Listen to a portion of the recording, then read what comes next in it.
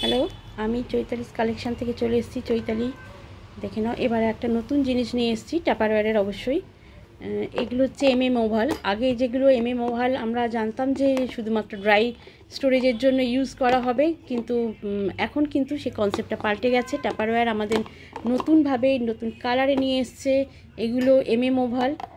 500 ml capacity.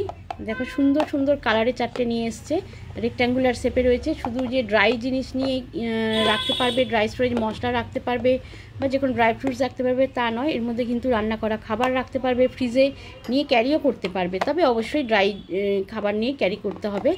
একদম নতুন কনসেপ্টে চলে এসছে, নতুন কালারেতে।